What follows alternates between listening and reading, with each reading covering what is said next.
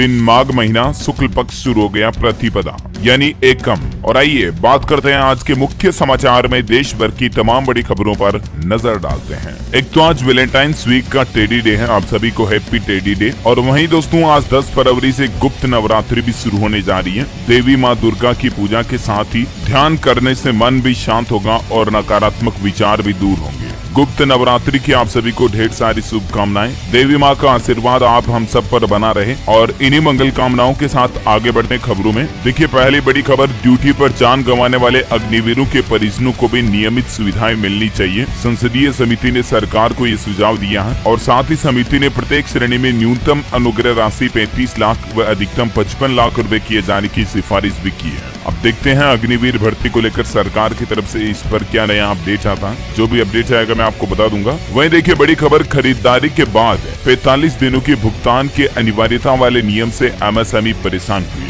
MSME के मुताबिक अगले 1 अप्रैल 2024 से ये नियम लागू हो रहा दोस्तों कि अगर इस साल 31 मार्च तक वे खरीदारी का भुगतान नहीं करते हैं तो फिर खरीदारी की रकम उनकी आय मानी जाएगी और उस पर फिर 30% तक का टैक्स भी देना पड़ सकता है। तो जो एमएसएमई की तरफ से ये नया नियम लागू किया जा रहा है, इसकी वजह से हमारे देश में कुछ स्टार्टअप्स वगैरह काफी परेशान है। हो सकता है सरकार इस नियम में बदलाव करे। बहरहाल देखिए अगली बड़ी खबर, पेटीएम पर जारी संकट के बीच कंपनी ने एक बड़ा उलटफेर किया है। बदल गया पेटीएम ई कॉमर्स का नाम।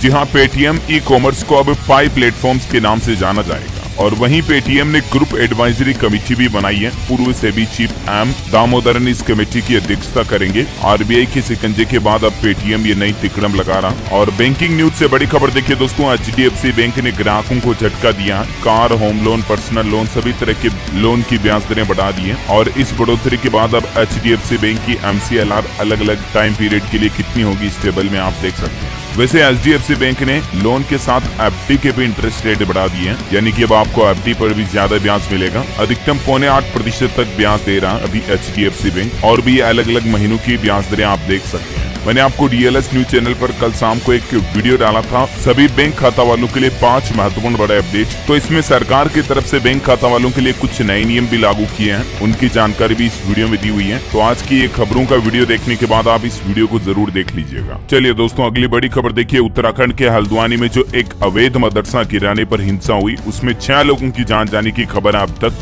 वहाँ की डीएम बोले कि हमला प्लानिंग से हुआ, लोगों ने पहले ही छतों पर पत्थर जमा कर रखे थे और पेट्रोल बम भी फेंके गए। हालांकि हल्द्वानी में हुए इस बवाल के बाद प्रदेश भर में अलर्ट जारी हो चुका है। धार्मिक स्थलों के आसपास जबरदस्त पुलिस फोर्स भी तैनात की गई। इंटरनेट पर भी पूरी नजर रखी जा रही है। इस हिंसा के बाद एक्शन में आई उत्तराखंड पुलिस। मुख्यमंत्री पुष्कर सिंह धामी बोले कि उपद्रवियों पर रासुका कानून लगेगा। 19 नामजद समेत 5000 लोगों पर एफआईआर भी दर्ज हुई। और उत्तराखंड के हल्द्वानी में जो गेट का एग्जाम होना था, वो गेट परीक्षा भी अब नहीं होगी, कैंसिल कर दिया है। डेंगू के कारण परीक्षा का केंद्र बदला जाएगा। 10-11 फरवरी को देश भर में जो गेट का एग्जाम होने वाला है, उसके लिए एग्जाम सेंटर हल्द्वानी से अब बरेली आवंटित किया गया है। ये देख सकते हैं गेट 2024 के ऑफिशियल हैंडल पर ट्वीट भी किया गया। चलिए दोस्तों अगली खबर है, हमारे देश में 3 और हस्तियों को भारत रत्न दिया गया। 2 तो पूर्व प्रधानमंत्री हैं और एक कृषि वैज्ञानिक है। नरसिम्हा राव, चौधरी चरण सिंह और स्वामीनाथन को ये भारत रत्न मिला। चौधरी चरण और पीसी नरसिम्हा राव जो भारत के पूर्व प्रधानमंत्री रह चुके हैं, और डॉक्टर MS स्वामीनाथन जो कि कृषि वैज्ञानिक है। हाल ही में इससे पहले आपको पता होगा कर्पूरी ठाकुर और लाल कृष्ण आडवाणी को भी भारत रत्न दिया गया। उसके बाद ये 3 और हस्तियों को भारत रत्न से सम्मानित करने का फैसला किया सरकार ने। चौधरी जो कि किसानों के हितों में काफी काम किए थे, इन्होंने करप्शन की पोल खोलने के लिए एक बार थानेदार को रिश्वत भी दी थी। इन्हें किसानों का किंग कहा जाता है। इन्हें भी भारत रत्न से सम्मानित किया है सरकार ने। और इन्हें सम्मान देने के बाद इनके पोते जयंत चौधरी बोले कि दादा को भारत रत्न मिलने के बाद भाजपा के साथ आने पर किस मुंह से इनकार करूं, ये अब एनडीए में शामिल होंगे। और वहीं देखिए प्रधानमंत्री नरेंद्र मोदी ने कुछ सांसदों के साथ मीटिंग की, भोजन किया। बोले कि साथ चलिए, सजा नहीं दूंगा। बसपा, टीडीपी, भाजपा और बीजेडी अलग अलग राजनीतिक पार्टियों के मेंबर्स के साथ कैंटीन में लंच किया। ये तस्वीरें आप देख सकते हैं। चलिए अगला अपडेट है, हमारे देश में वोटर्स की संख्या कितनी है, इसको लेकर भी चुनाव आयोग की तरफ से आंकड़े जारी किए गए। 2024 लोकसभा चुनाव में 97 करोड़ वोटर्स होंगे। इलेक्शन कमीशन का कहना है कि 2 करोड़ नए मतदाता इस साल जुड़े और पिछले 5 साल में महिला, युवा और दिव्यांग मतदाताओं की संख्या भी बढ़ी है। 2019 में कितने थे मतदाता और अभी इस साल कितने हैं, ये अलग अलग आंकड़े भी आप देख सकते हैं इस चार्ट में। चलिए खबर देखिए, सुप्रीम कोर्ट में संविधान की प्रस्तावना से समाजवादी और धर्मनिरपेक्ष इस तरह के शब्दों को हटाने की मांग की गई। सुप्रीम कोर्ट ने पूछा कि क्या तारीख बदले बिना संशोधन कर सकते हैं। और खबर है, पीएम मोदी से मिले आंध्र प्रदेश के मुख्यमंत्री, स्पेशल स्टेटस की मांग की। लोकसभा के साथ राज्यसभा में भी इसी साल विधानसभा के चुनाव होंगे आंध्र प्रदेश में। और अच्छी खबर देखिए, असम मिजोरम के बीच अब सुलझेगा सीमा विवाद। दोनों राज्यों के मुख्यमंत्री ने मुलाकात की। पिछले 100 साल से दोनों राज्यों के बीच ये विवाद चला आ रहा है। उम्मीद है कि अब ये विवाद सुलझ पाएगा। ये देख सकते हैं आप नक्शे में 6 राज्यों से टकराती है असम की सीमा और सभी से सीमा विवाद है असम के साथ। और एक बड़ी चौंकाने वाली रिसर्च सामने आ रही दोस्तों, पूरे उत्तर भारत में H1N1 वायरस फैलने का खतरा मंडरा रहा है। फरवरी से लेकर अप्रैल तक H1N1 के कई केस सामने आ सकते हैं। उत्तर प्रदेश आगरा में आयोजित एक वर्कशॉप में डॉक्टरों ने इस बात की जानकारी दी।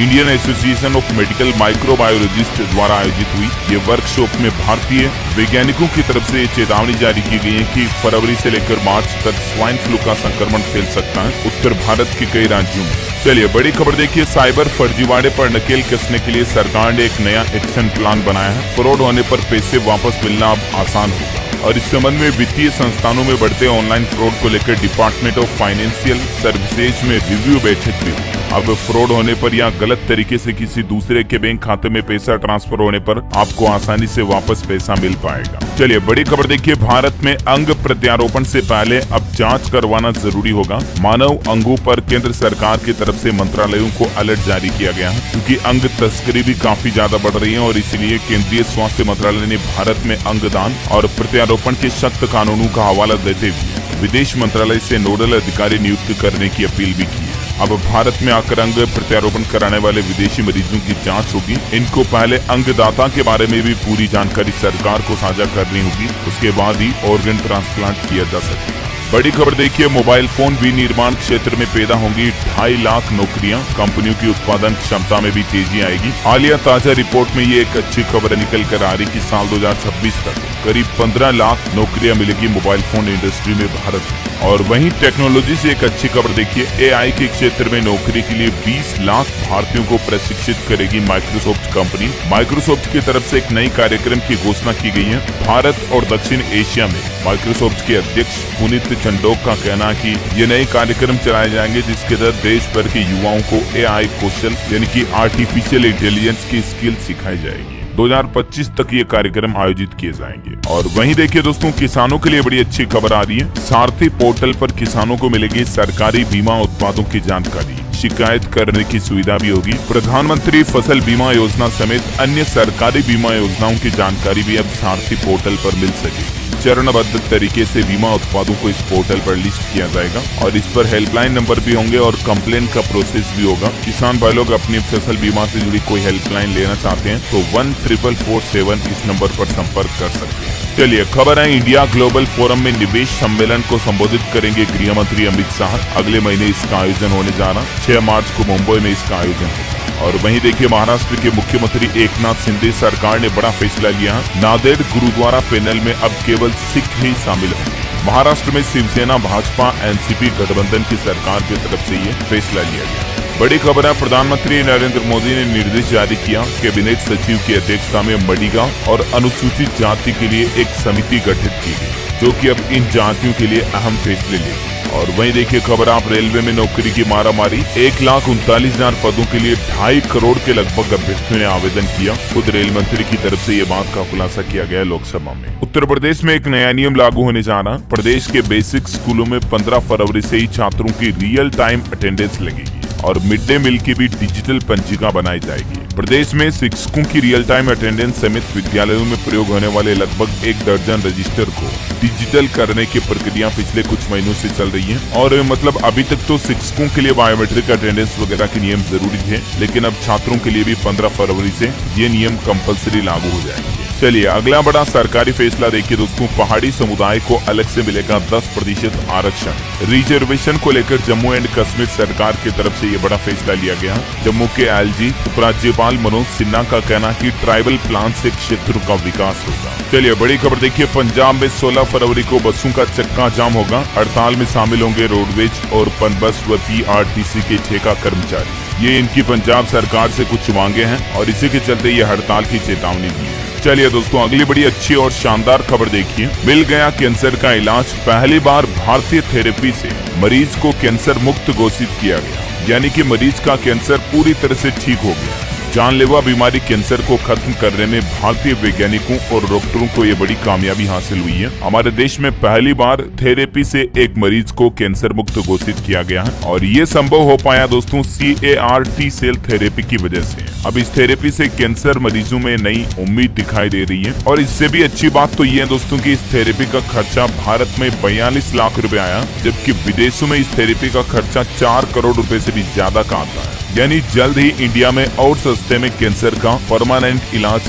मिल पाएगा। ये बहुत ही अच्छी बात है वाकई में। चलिए अगला अपडेट देखिए, हरियाणा सरकार ने चौकीदारों की मानदेय में 4,000 रुपए की बढ़ोतरी कर दी है। उनकी वर्दी और साइकिल भत्ता भी बढ़ाया गया। हरियाणा की मनोहर लाल खट्टर सरकार की तरफ से फैसला लिया गया। चौकीदारों को लाठी और टॉर्च के 1,000 रुपए मिलेंगे और मृत्यु पंजीकरण पर अब 400 रुपए हर महीने मिलेंगे, जो पहले 300 ही मिलते थे। इसके अलावा सेवानिवृत्ति पर एक मुश्त 2 लाख रुपए का लाभ मिलेगा और सरकार आकस्मिक मौत होने पर परिवार को 5 लाख रुपए की आर्थिक सहायता भी देगी। चौकीदारों के लिए हरियाणा की मनोहर सरकार ने वाकई में ये बहुत ही अच्छे फैसले लिए हैं। चलिए दोस्तों अगली खबर है, सरकार ने कहा कि एलोन मस्क के लिए नियम नहीं बदले जाएंगे। टेस्ला कंपनी जो भारत में आने की तैयारी कर रही है, लेकिन टेस्ला को भी वो सभी नियम पालन करने होंगे जो दूसरी ऑटोमोबाइल कंपनियों के लिए लागू है। और वहीं हवाई सफर करने वाले यात्रियों के लिए अच्छी खबर है, महंगे एयर फेयर पर अब लगाम लगेगी। फेस्टिवल सीजन में मनमाना दाम नहीं बढ़ा सकेंगी एयरलाइंस कंपनियां। हवाई कंपनियों के लिए सरकार की तरफ से ये नए नियम लागू करने की घोषणा कर दी है। अभी आपको पता होगा स्पेशल ओकेजन आते हैं, स्पेशल कोई फेस्टिवल त्योहार आता है तो एयरलाइंस कंपनियां किराया बढ़ा देती हैं, लेकिन अब ये हवाई कंपनियां ऐसा नहीं कर पाएंगी। और वही खबर है, राम मंदिर पर आज संसद में होगी चर्चा। पीएम मोदी देंगे फेयरवेल स्पीच, कई बड़े मुद्दों पर बात रखेंगे। राम मंदिर को लेकर आज संसद के दोनों सदनों में चर्चा की जाएगी। और वहीं देखिए बड़ी खबर, AI यानी कि आर्टिफिशियल इंटेलिजेंस हमारे जीवन का सबसे बड़ा आविष्कार है। नीति आयोग के पूर्व CEO बोले, न्यूज कंजम्पशन के पूरी तरह से डिजिटल होने में भी AI बड़ी भूमिका निभाएगा। मार्केट से कुछ अपडेट देखिए, निवेशकों के लिए खबर है, एंट्रो हेल्थ केयर सॉल्यूशंस का IPO ओपन हो चुका है। 13 फरवरी तक आप इसमें निवेश कर पाएंगे। रिटेल इन्वेस्टर्स को मिनिमम 13,838 रुपए निवेश करने और भी इस IPO के कुछ डेट्स वगैरह आप देख सकते हैं। और वही खबर है, DNPA अवार्ड्स 2024 के विजेताओं की घोषणा हो चुकी है। डिजी लॉकर को ईज ऑफ लिविंग अवार्ड दिया गया। मिशन कर्मयोगी ने एजुकेशनल कैटेगरी में अवार्ड जीता। चलिए दोस्तों खबर है, महाराष्ट्र सरकार का कहना कि अगर 40% छात्रों ने खिलाफ वोट किया तो फिर मिड डे मील में अंडे नहीं दिए जाएंगे। महाराष्ट्र के मुख्यमंत्री एकनाथ शिंदे सरकार की तरफ से स्कूलों में मिड डे मील में अंडे परोसे जाने को लेकर अब वोटिंग कराने का फैसला किया, क्योंकि कई लोग इसका विरोध कर रहे हैं, कुछ धार्मिक संगठन वगैरह भी। तो अब वोटिंग के आधार पर ये डिसाइड किया जाएगा कि बच्चों को मिड डे मील में अंडे परोसे जाएंगे या नहीं। और खबर है, राजस्थान की सबसे लंबी रेलवे सुरंग का काम पूरा हो चुका है। जल्दी इस सुरंग से ट्रेनें दौड़ना भी शुरू हो जाएगी। 13 साल बाद ये काम पूरा हो पाया। ये राजस्थान की सबसे बड़ी रेलवे सुरंग Dausa Gangapur city railway project का हिस्सा थी। उम्मीद है इसी साल 2024 में ये शुरू हो जाएगी। और खबर देखिए, पश्चिम बंगाल की मुख्यमंत्री ममता बनर्जी सरकार ने बजट में मछुआरों के लिए समुद्र साथी योजना की घोषणा की है। इन 2 महीनों में 5-5 हजार रुपए दिए जाएंगे इस योजना के तहत। और देखिए, देश की वित्त मंत्री निर्मला सीतारमण ने विपक्ष पर तंज कसते हुए कहा कि यूपीए सरकार ने अर्थव्यवस्था का सत्यानाश किया। इनकी नीति नेशन फर्स्ट नहीं फैमिली फर्स्ट थी। इन्होंने कोयले को राख बनाया और हमने हीरा बनाया। और वहीं देखिए, सरकार ने लोकसभा में कुछ आंकड़े जारी किए। देश को रक्षा क्षेत्र में मिला 5,077 करोड़ रुपए का FDI यानी कि फॉरेन डायरेक्ट इन्वेस्टमेंट। रक्षा राज्य मंत्री अजय भट्ट की तरफ से ये जानकारी दी गई। और वहीं सरकार का कहना है कि पिछले 5 साल में चीनी मिलों को भी 15,948 करोड़ रुपए जारी किए गए। उर्वरक सब्सिडी के लिए भी किसानों को 1,71,000 करोड़ रुपए का आवंटन किया गया है। चलिए खबर है दोस्तों, अगर आप गूगल क्रोम ब्राउजर का इस्तेमाल करते हैं तो इसको अपडेट कर लें। सरकार की तरफ से चेतावनी जारी की गई है, इसमें कुछ सिक्योरिटी ब्रीच और वायरस पाए गए हैं और इसलिए आप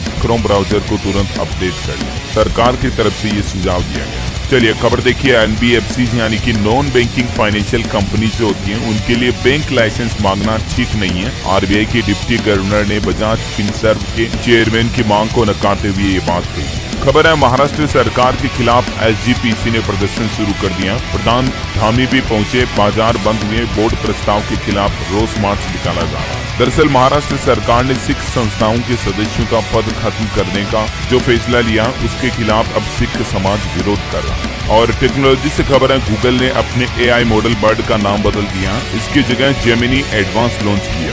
चलिए दोस्तों खबरों में आगे बढ़े इससे पहले आज के मौसम समाचार पर नजर डाल लेते हैं। देखिए, जम्मू कश्मीर में एवलांच और हिमाचल प्रदेश में भी अलर्ट जारी। मध्य प्रदेश समेत 3 राज्यों में ठंडी हवा चल रही है। महाराष्ट्र और छत्तीसगढ़ में बारिश की भी चेतावनी जारी। MP में बारिश से पहले बड़ी ठिठुरन। मध्य प्रदेश के ग्वालियर, जबलपुर समेत 15 शहरों में पारा 25 डिग्री से नीचे आया। और अगले 1-2 दिन में मध्य प्रदेश के कई जिलों में बारिश हो सकती है। मौसम वैज्ञानिकों की तरफ से चेतावनी जारी की गई है। पंजाब, हरियाणा, चंडीगढ़ में मौसम साफ है। हिमाचल में एवलांच का खतरा मैंने आपको बताया। और वहीं झारखंड में लोगों को शीतलहर से तो राहत मिलेगी, लेकिन 12-13 फरवरी को यहाँ भी बारिश की संभावना है। और कल 11 को घना कोहरा छाए रहने का भी अलर्ट जारी किया। स्काईमेट वेदर की रिपोर्ट के मुताबिक अगले 24 घंटों के दौरान मौसम की संभावित गतिविधियां क्या रह सकती हैं, जिसकी जानकारी भी आप देख सकते हैं स्क्रीन पर। और वहीं दोस्तों सराफा बाजार पर नजर डालते हैं। सोने चांदी के भाव देखिए आज के। सोना स्थिर रहा, चांदी में 400 रुपए का उछाल आया। दिल्ली सराफा बाजार में सोने का भाव 63,300 रुपए प्रति 10 ग्राम पर चल रहा है, जबकि चांदी 400 रुपए के उछाल के साथ 75,000 रुपए प्रति किलोग्राम पर बंधी। चलिए आगे बढ़ते हैं खबरों में। देखिए, टाटा पावर कंपनी की तरफ से तीसरी तिमाही के नतीजे घोषित किए गए। रेवेन्यू में 6.2% की बढ़ोतरी हुई। और खबर है, अयोध्या के बाद अब मथुरा की ओर भाजपा। राष्ट्रीय परिषद की बैठक में श्री कृष्ण जन्मभूमि का प्रस्ताव लाने की तैयारी। दिल्ली में 16 से 18 फरवरी के बीच इस मुद्दे को लेकर मीटिंग भी हुई। और वहीं दोस्तों छत्तीसगढ़ राज्य सरकार ने भी बजट जारी कर दिया। पहली बार इतिहास में छत्तीसगढ़ में पेपरलेस डिजिटल बजट पेश किया गया। ब्रीफ केस पर भारत माता और छत्तीसगढ़ महतारी की तस्वीर भी नजर आई। छत्तीसगढ़ की विष्णुदेव साय सरकार ने ये पहला बजट पेश किया। सबसे अच्छी घोषणा की गई, 400 यूनिट तक आधा आएगा बिजली बिल। राज्य का कुल बजट 1,47,500 करोड़ रुपए का था। छत्तीसगढ़ में इस बार भी कोई नया टैक्स लागू नहीं किया गया। वित्त मंत्री चौधरी बोले कि हमारा पहला फोकस ज्ञान पर आधारित है। किसान भाई लोगों के लिए भी अच्छी खबर है। छत्तीसगढ़ बजट में सरकार ने फैसला लिया, किसानों को सिंचाई के लिए फ्री बिजली मिलेगी। भूमिहीन कृषि मजदूरों को सरकार 10-10 हजार रुपए की सहायता राशि भी देगी। ये हर साल भुगतान किया जाएगा 10,000 रुपए किसान सम्मान निधि योजना की तरह। और इसके लिए भी छत्तीसगढ़ सरकार ने बजट में 500 करोड़ रुपए का प्रावधान रखा है। वहीं 5 हॉर्स पावर तक के कृषि पंपों के लिए बिजली बिल्कुल मुफ्त दी जाएगी। और इस छत्तीसगढ़ बजट के कुछ और हाइलाइट्स देख लीजिए फटाफट से। रायपुर में चलेगी ई-बसें, वाईफाई से लेस होंगे गाँव। संभाग में नए कॉलेज का निर्माण किया जाएगा। स्मार्ट सिटी और अस्पताल भी बनाए जाएंगे। छत्तीसगढ़ बिलासपुर संभाग को बजट में 1,000 करोड़ रुपए मिले। सिम्स अस्पताल के नए भवन के लिए 700 करोड़ रुपए का बजट आवंटित किया गया। दुर्ग संभाग में खुलेंगे इनक्यूलेशन एंटरप्रेन्योरशिप सेंटर, IT पार्क और SCR में शामिल होगा भिलाई। राजनांद गांव में बनेगा ट्रामा सेंटर। और भी बजट में कई तरह के अनाउंसमेंट किए गए हैं। भूमिहीन खेती और मजदूरों को 10,000 रुपए की सालाना मदद मिलेगी, ये तो मैंने आपको बता ही दिया। साथ ही सरकार उद्यम क्रांति योजना शुरू करेगी। छत्तीसगढ़ में आर्थिक सलाहकार परिषद का गठन भी किया जाएगा। स्कूलों के मेंटेनेंस के लिए 800 करोड़ रुपए खर्च किए जाएंगे। मंत्री बोले कि इतने में नए स्कूल बन जाते हैं। आत्मानंद स्कूल अब शिक्षा विभाग के हवाले आएंगे। तो ये कुछ छत्तीसगढ़ बजट के हाइलाइट्स रहे। चलिए अगली खबर देखिए दोस्तों। मध्य प्रदेश में भी कर्मचारियों ने DA बढ़ोतरी के लिए भोपाल में प्रदर्शन किया। महंगाई भत्ता, वाहन और गृह भाड़ा बढ़ाने को लेकर सरकार से मांग की। खबर है, राजस्थान के मुख्यमंत्री भजन लाल बोले कि परीक्षा को धंधा बनाने वालों को छोड़ेंगे नहीं। पिछली सरकार ने प्रदेश की हालत खराब की, चुनाव में केवल गारंटियां दी, हम पूरी करेंगे। और वहीं दोस्तों 16 फरवरी को मजदूर संघ ने भी राष्ट्रव्यापी हड़ताल की घोषणा कर दी है। कोरबा में, जो कि ये छत्तीसगढ़ में आता है, केवरा खदान गेट पर संयुक्त मोर्चा ने भरी हुंकार, कहा कि हम अपने हक की लड़ाई लड़ेंगे। और 16 फरवरी को मजदूर संघ भी देशव्यापी हड़ताल करेंगे। और वहीं खबर देखिए आप, कल मौनी अमावस्या थी। इस मौके पर उत्तर प्रदेश संगम में 2 करोड़ से भी ज्यादा श्रद्धालुओं ने डुबकी लगाई। गंगा यमुना नदी में स्नान किया, हेलीकॉप्टर से पुष्प वर्षा भी, ड्रोन से सुरक्षा व्यवस्थाओं की निगरानी की गई। काशी के सभी घाट फुल नजर आए, देख सकते हैं आप कुछ तस्वीर। उत्तर प्रदेश वासियों के लिए एक और अच्छी खबर है, सौर ऊर्जा से चलेगा ट्यूबवेल, बिजली की बचत होगी। सिर्फ वाराणसी का आंकड़ा देखिए, यहाँ पर 150 से ज्यादा ट्यूबवेल सौर ऊर्जा से संचालित होने लगे हैं। जिले में 531 ट्यूबवेल पर सोलर पैनल लगाने का प्रस्ताव भी रखा है योगी सरकार ने। चलिए खबर है, बिहार के बरौनी से रवाना हुई आस्था स्पेशल ट्रेन रामलला के दर्शन के लिए। 1344 राम भक्त अयोध्या रवाना हुई है। जय श्री राम के नारों से गूंजा रेलवे जंक्शन। बिहार बेगूसराय से ये ट्रेन रवाना हुई। चलिए खबर है, आज से राजधानी नई दिल्ली में विश्व पुस्तक मेला यानी कि वर्ल्ड बुक फेयर शुरू होने जा रहा है 10 फरवरी से।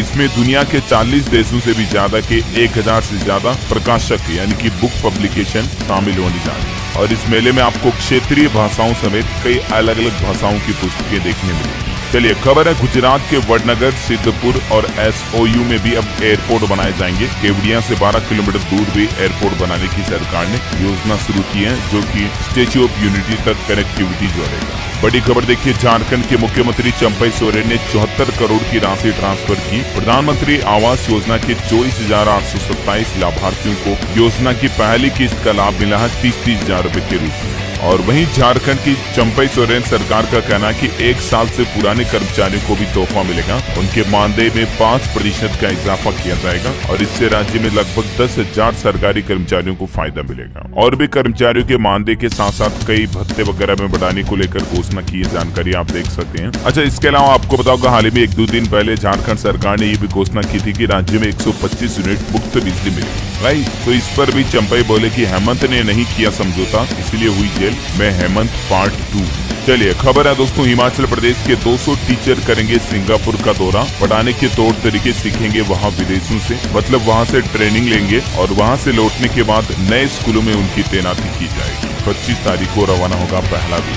हिमाचल प्रदेश के मुख्यमंत्री सुखविंदर सिंह सुक्खू की कैबिनेट बैठक भी हुई और इस मीटिंग में कुछ फैसले लिए गए। देखिए आप, विभिन्न विभागों में 44 पदों को भरने की मंजूरी मिली। पेपर लीक मसले को लेकर भी समाधान पर कमेटी बनाएगी। हालांकि सरकारी जॉब की वैकेंसी बहुत ही कम निकाली गई है, 44 पद भरे जाएंगे। सबसे ज्यादा बेरोजगारी भी हिमाचल में ही, अभी मैंने आपको बताया था कुछ दिन पहले राइट। वैसे हिमाचल शिमला नगर निगम की तरफ से एक नया नियम भी जारी कर दिया। आपने भी अगर घर में कुत्ता बिल्ली पाल रखा तो उसका ID कार्ड बनवाना अनिवार्य होगा। नगर निगम शिमला की तरफ से ये निर्देश जारी किया। चलिए अगली खबर है दोस्तों, कल 11 फरवरी को प्रधानमंत्री नरेंद्र मोदी मध्य प्रदेश का दौरा करेंगे। यहाँ 7,300 करोड़ रुपए की अलग अलग परियोजनाओं की सौगात देंगे। रविवार को MP झाबुआ जिले के दौरे पर रहेंगे प्रधानमंत्री और फिर आने वाली 16 तारीख को हरियाणा के रेवाड़ी में भी देश के 22वें एम्स हॉस्पिटल का शिलान्यास करेंगे PM मोदी। बड़ी खबर देखिए, माउंट एवरेस्ट पर चढ़ाई करने वाले हो जाएं सावधान। अब एक नया नियम लागू हो चुका है। अब अपना ही मल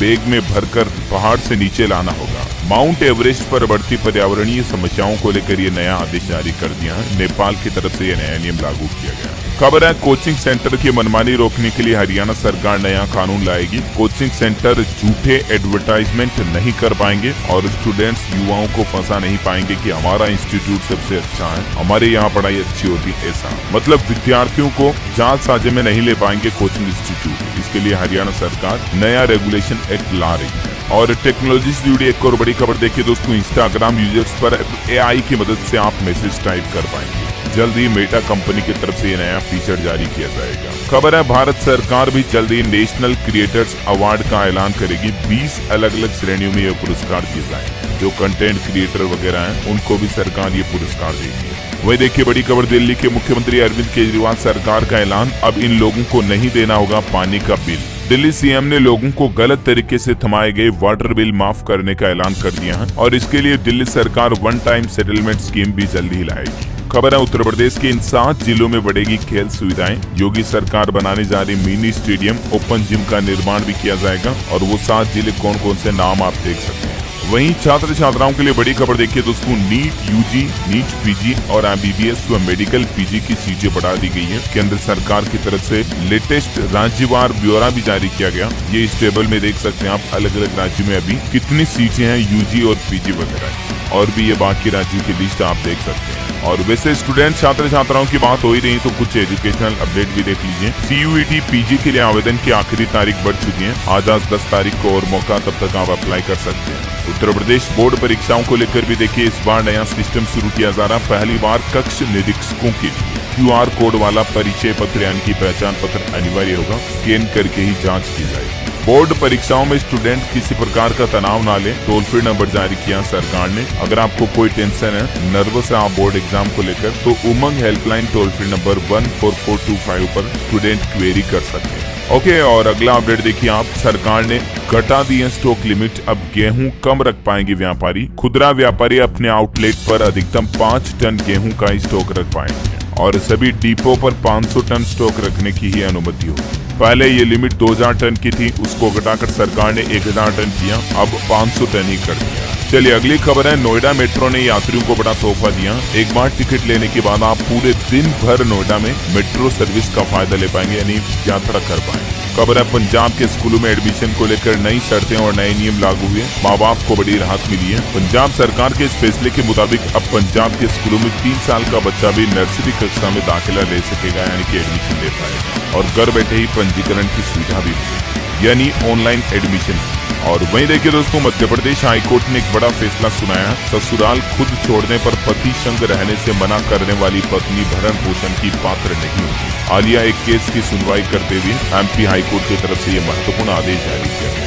और अंत में एक अंतर्राष्ट्रीय न्यूज देख लीजिए। हमारे पड़ोसी देश पाकिस्तान में चुनाव संपन्न हुए। नवाज शरीफ बोले कि हमारे 5 जनादेश हैं, सब साथ आए। सबसे ज्यादा 95 सीटें इमरान समर्थकों ने जीती हैं। 19 शहरों में PTI का प्रदर्शन, विरोध हुआ, एक व्यक्ति की जान भी चली। कुल मिलाकर पाकिस्तान के चुनावी नतीजों में इमरान समर्थक जीते सबसे ज्यादा 98 सीटें। सरकार फिर भी गठबंधन की ही बनेगी। और अंत में आज के राशिफल पर नजर डालते हैं। देखिए, वृष राशि वाले लोगों को आज सितारों का साथ मिलेगा। तुला राशि वालों को रुका हुआ पैसा मिलने के योग बन रहे हैं। मिथुन राशि के लोग सिर्फ अपनी योजना पर काम करें और तुला राशि के लोग थोड़ा पैसों के मामले में भी सतर्क रहें तो लाभ होगा। और हाँ, आप मुझे कमेंट करके बताइए दोस्तों कि आप भारत के कौन से राज्य में रहते हैं। आपके राज्य का नाम नीचे कमेंट में लिखिए। साथ ही इस वीडियो को लाइक और शेयर करना। DLS न्यूज चैनल को सब्सक्राइब करके बेल आइकन जरूर दबा देना। रोजाना ऐसे इन्फॉर्मेटिव काम की खबरें देखते रहना।